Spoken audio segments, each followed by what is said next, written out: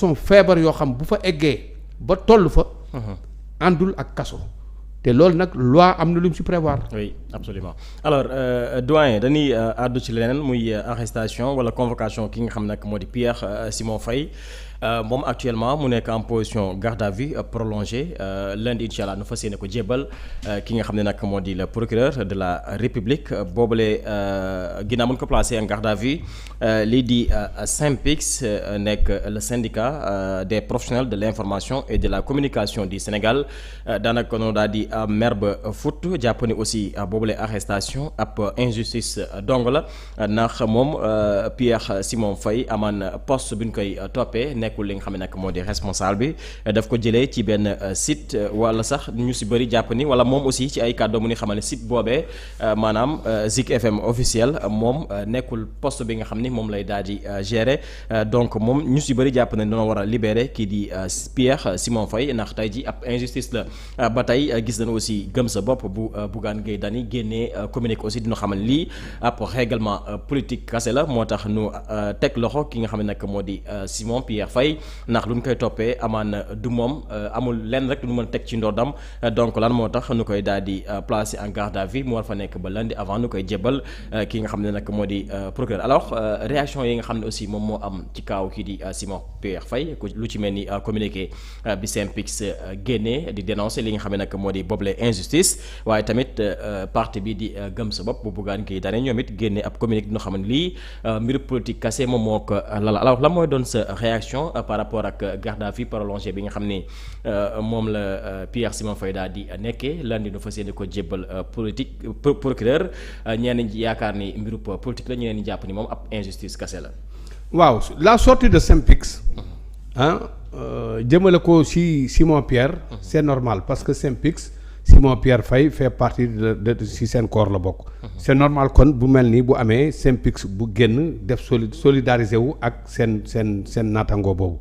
c'est très normal SYNPICS li mu def loolu rek la war a def war na ko def. léegi nag reste maintenant à voir réellement ce qu'il en est li xew lan la. li xew peut-être bon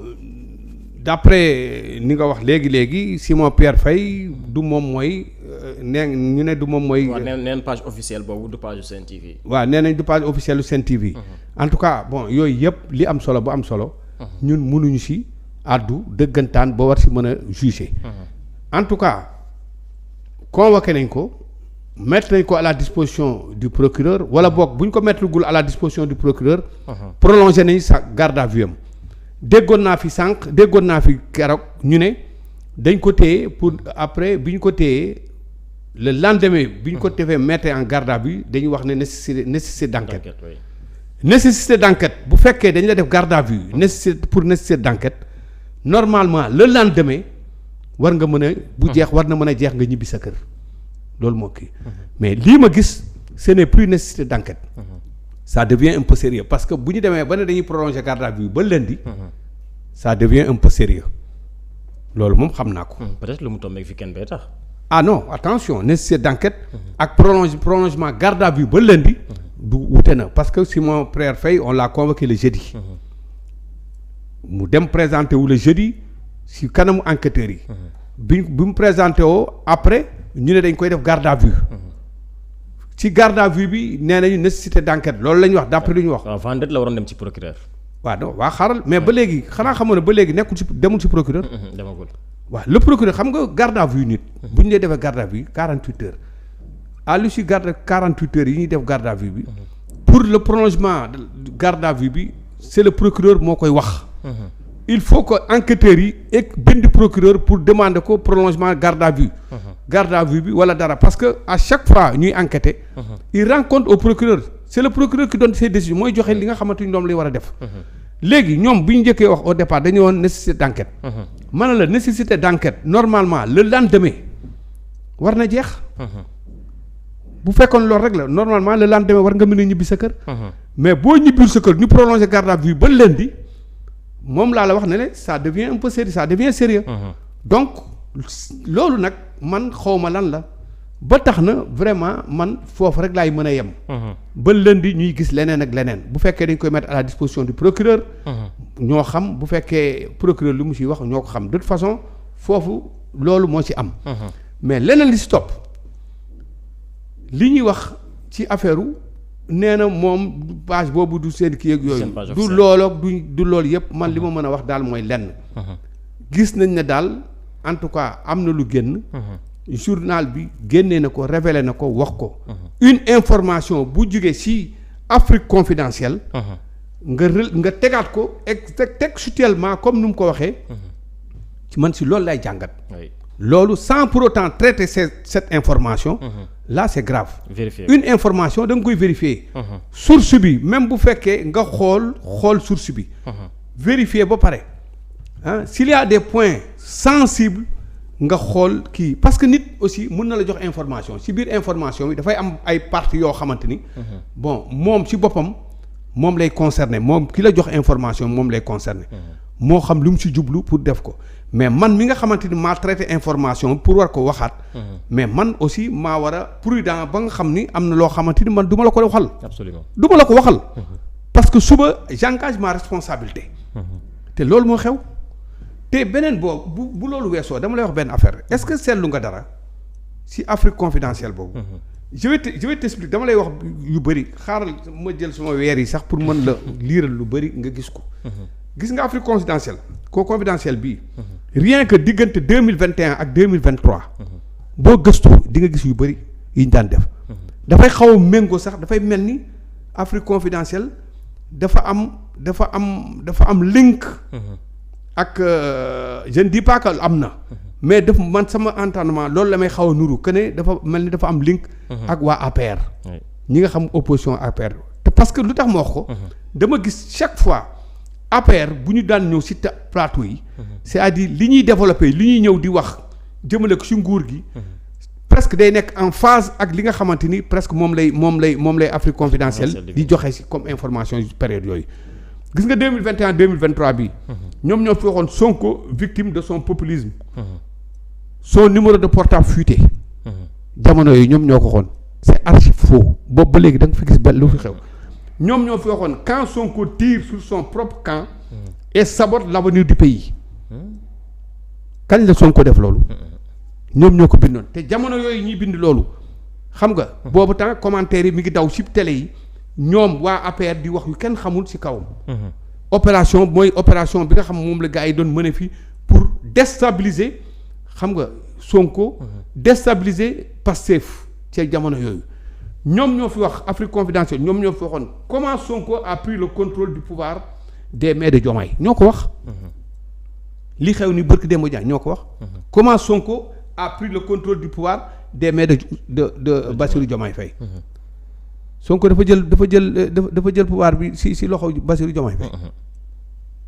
et pourtant boo dégloo des fois am na ay débat yu alimenté woon ci télé yi da nga daan dégg gis loolu na ñuy wax gars yi lu ñu daan wax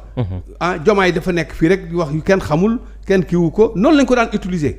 moo tax c'est pourquoi ma ne la est-ce que ñoom dafa mel ni c'est comme si j'ai l'impression que dañu amoon link entre ñoom moom moo fi waxaat journal bi moo fi wax ni Pastef en crise Sonko finance des influenceurs pour attaquer Diomaye Faye ñoo ko wax ñoom ñoo ne Sonko dafa fay ay influenceurs pour que ñu taxaw ci plateau télé yi di attaquer Bassirou Diomaye Faye fan la ñu fayee ay nit pour ñuy attaquer Bassirou Diomaye Faye en tout cas man de Sonko gisuma ko gisuma Bassirou Diomaye Faye mais de man wax dëgg yàlla moi je suis indépendant keneen ak keneen yaakaar naa ne sont indépendants li ñuy wax nii dañu koy wax ci seen coobare bopp ñi ngi liggéey normalement di fayee ko seen xaalis di def di kii mais kenn tënkuñu defe naa ni ñeneen ak ñeneen kenn tënku leen nit nag bu la kenn tënkul wax dëgg yàlla li ngay wax day leer te li ngay wax da nga ci am sañ-sañ pour mën ko wax mais am na ñoo xamante ni bu ñu leen tënkee ba tax ñu am lu leen lié mënoo permettre di wax lu la neex la xew démb ca télé ba ma gis fee ba mu jaral la ngay xatraay yi di yuuxu pendant que yow ki ngay yuuxul moom mi ngi taxaw naan la calme-toi ngay yuuxu ba ñu couper émission bi loolu du nen de vraiment dama yaakaar ne loolu du nen de loolu ku koy def defe naa ne du nen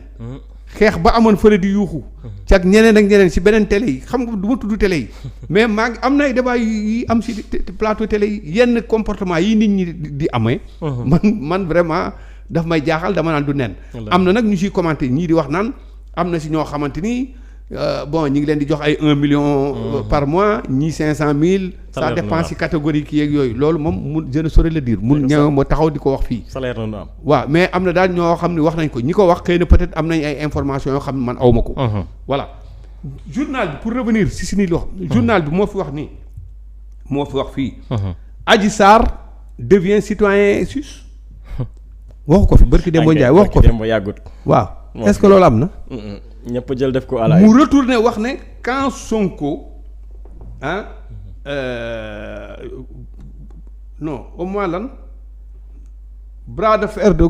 bi nga xamante Sonko dafay def bras de fer entre mook ak Ousmane Diagne. bi ñoom ñoo wax ne Sonko. ci boppam day def pression ci kaw Ousmane Diagne pour que fan la Sonko defee pression ci kaw Ousmane Diagne. ils l'ont dit ñoom ñoo ko wax lépp xam nga lii lépp. ça montre carrément il y a une volonté manifeste de nuire. xam nga et cette volonté manifeste de nuire dafa am ñoo xamante ni ñoom ñoo leen ci appuyer pour ñu koy wax. c'est pourquoi c'est là où ma wax ne dafa mel ni ñoom daal. journal bi peut-être ak quelques membres de l'opposition dafa mel ni daal am nañu link. waaw ba tax ñu war a kii bu fekkee nag noonu la ñu bëgg a formuler ñoom. seen défense bu fekkee noonu la ñu préparer pour opposer wu fii ci Sénégal. nañu jàpp ne ñi ngi sonnal seen bopp. nit kenn waxu la ne doo opposé wu. un pays a besoin d'une opposition mais une opposition. vraiment constructive une opposition constructive mais une opposition boo xamante ni vraiment digne de son nom. loolu lañ soxla mais on n'a pas besoin d'une opposition boo xam day raconter des contre-vérités. fi ngay jëlee ay informations kenn xamul lan la tu dis ce que bon te semble. ñoo fi wax barki Dembo Ndiaye ne Alassane Ouattara a convoqué le premier ministre Ousmane Sonko. pendant que ñuy wax jour bi ngay wax ne moom la war a dem foofu le premier ministre doit aller là-bas à l'Assemblée nationale. pour def face ak député yi. xam nga fen yu mel noonu dafa nekk ay fen yoo xamante ni vraiment nit ku normal waroo ko mën di fen. di ko wax donc rien que pour ça man am na yoo xamante ni vraiment man du ma ci mën a foncé wu. le cas Pierre Simor Faye. en tout cas que moom nee na du moom du kii ak yooyu léegi man mënuma see wax mënuma see àddu mi ngi ci loxo yoon mooy def li ci war li ci mënti am yëpp yoon dinañ ko wax bu ñu fàtte ne barki démb je crois xaw ma démb convoqué nañ yaa une dame là bu ñu convoqué woon démb la après dañ ko bàyyi mu ñibbi cette dame bi ñu convoqué kan la ak lan moo tax ñu convoqué ko est-ce que dafa nekk en kii ak li xew nii ou pas de toute façon enquêteurs yi ñooy def seen enquête ñoom ñooy liggéey la justice on laisse la justice tranquille mu def son travail li ci war dina am man xam naa ni xel que ne moom s'il n'est mêlé ni de près ni de loin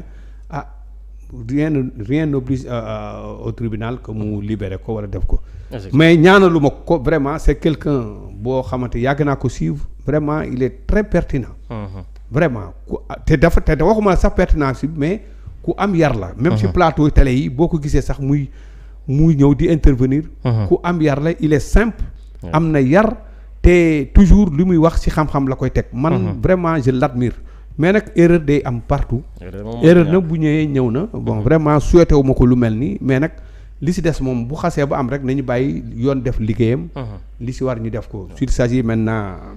de le libérer yoon mooy mën a wax ne ndax dañ koy war a libérer wala dañ koy war a téye wala dañ koy war a amender wala dañ koy war a jox sursis wala dara loolu moom c'est le ressort de la justice exactement alors doyen nu ñëw suñu ponk bu mujj muy l'opposition sénégalaise nga ak seen regroupement bi nga xam ni def nañ ko duppee ko Front pour la défense et la démocratie et de la République Khalifa Ababacar Sall nekk ca bopp ba waaye tamit boobule front ay leader politique yu mag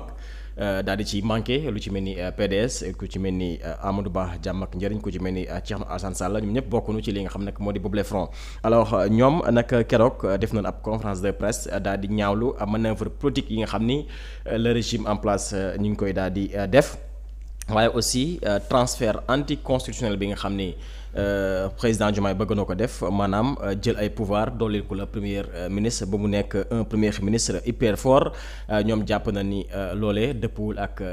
constitution bu Sénégal. dialogue bi nga xam ne le président Bassirou Diomaye Faye woote na ko daanaka ñoom nee nañu dinañ dem waaye dafa am seen i conditions yu ni daal di teg conditions yooyee bokk na rek nu plafonné li nga xam ne moom moo di caution présidentielle à 30 millions francs CFA maanaam élection yi moom ko ci daal di participer sa caution 30 millions lay daal di doon la création d'un pôle judiciaire spécialisé dans les affaires financières nu gën a renforcer waat li nga xam ne nag moom moo di OFNAC. alors loolu mooy doon suñu ponk bu mujj yow it nan nga jàngatee gis-gis bi nga xam ne moom la kujje gi am rawatina lii di FDR.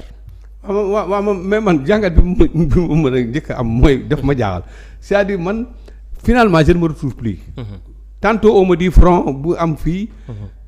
entre front bi defe naa bi mu juddoo xaw na yàgg de. fan yële waaw yàgg na moom. est-ce que mën na fi ay actions te man front bi li ma jaaxal piloté par Khalifa Sall. c'est-à-dire Khalifa Sall tey ban kii la yor Khalifa Sall moom daanaka presque mi ngi kii.